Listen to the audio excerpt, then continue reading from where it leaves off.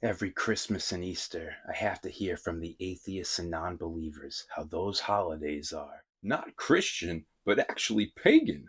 The Christians just stole all the old pagan myths and rebranded them with Jesus.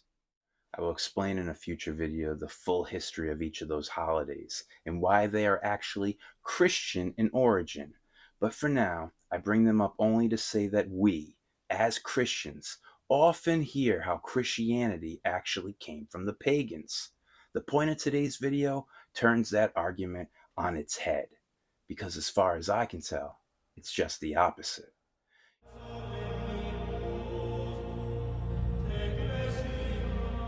You see, even the pagans understood exactly who Christ was. And this is not because he was some type of archetype of what they already believed in, but rather he is alluded to precisely because he was not that. He was something completely foreign to them, something unique. But how did they understand him if he hadn't come to earth yet? Today we're going to look at three pagan prophecies of Christ. And what I mean by that is we're going to look at the writings of three of the greatest philosophers and poets in the ancient world who were writing hundreds of years before Christ, proving that it wasn't just the Jewish prophets who saw the coming of Christ. The Gentile sages saw his coming as well. I'm going to go in chronological order here rather than by the impact of the prophecy or the importance of the particular writer. Although the latter, in my opinion, as a fan of ancient Latin poetry, does follow that sequence regardless. You will see what I mean. So the first pagan prophecy I want us to look at can be found in the work of Aeschylus.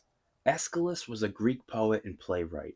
He is known as the father of tragedy. History attributes the creation of that entire genre to him. Needless to say, his importance in the ancient world cannot be overstated. In the 5th century BC, he wrote a tragedy called Prometheus Bound. Christians have found much to talk about in this play. It's a story about Prometheus, who defies Zeus by giving fire and knowledge to humanity. He is punished for this action by being chained to a rock. Many modern Christian scholars see Prometheus as suffering unjustly for the sake of humanity, and as such, they see Prometheus as a sort of Christ figure, and Zeus as a tyrannical deity. But that viewpoint is all wrong. Aeschylus's tragedy is prophetic of Christ, but in a different way than these modern scholars believe. Prometheus is more like the Adam/serpent figure, because he defies God and offers knowledge to humanity, and as such is punished for it. And Zeus is not the tyrannical deity they believe, but rather he's more aligned with God the Father, who warned him, Adam/Prometheus, not to disobey him and play around with knowledge.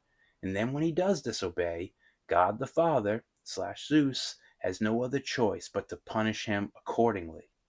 That is true justice. And his deliverance, Adam/Prometheus, will only come when a divine figure takes on the burden of another's sins.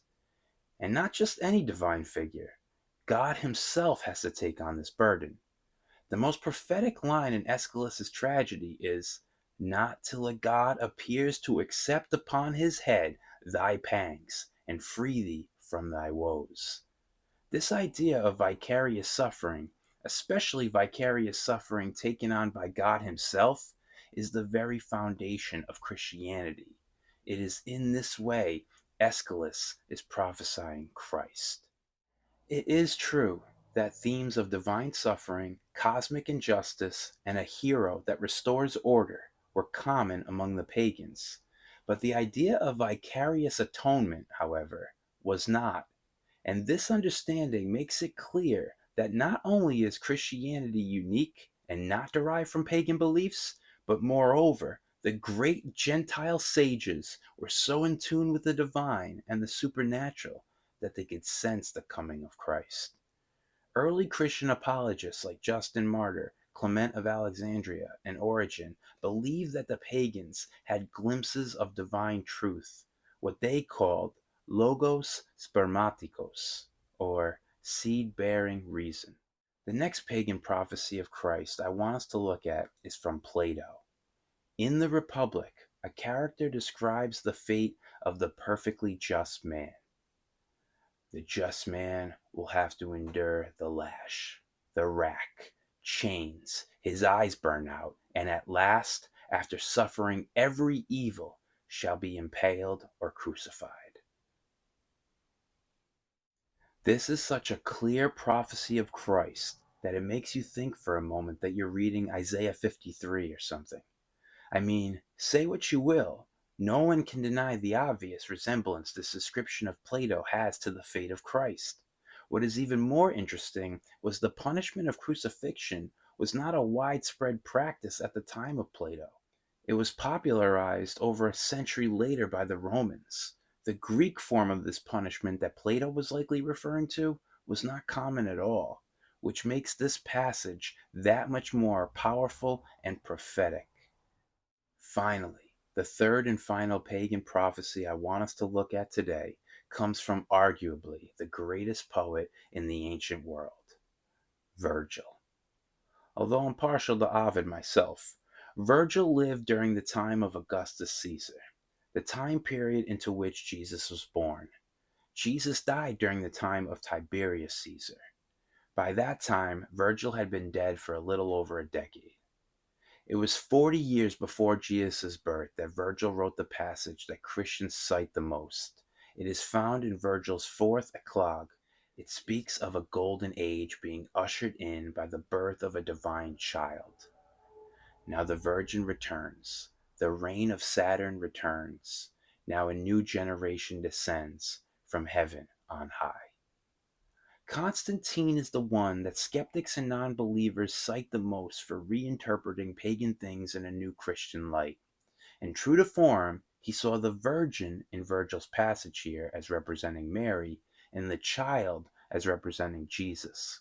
The passage continues, "Under whom the iron brood shall first cease, and a golden race spring up throughout the world," which many Christians see as representing Christ taking on the sins of mankind to open up the gates of heaven for all. So the question remains, are Christians reinterpreting the pagans to suit their needs? Or rather, were some of the best pagans so in tune with the divine and supernatural that they could sense the coming of and the need for Christ, this perfect and just man, a God who would take on the sins of man and be punished, tortured, and crucified vicariously for us in order to free us of our woes and usher in a golden age. This story is not common among the pagans, so when it emerges, it's worth noting. And in these unique situations, we see the same thing. Some of the greatest pagan thinkers foretelling the coming of Christ.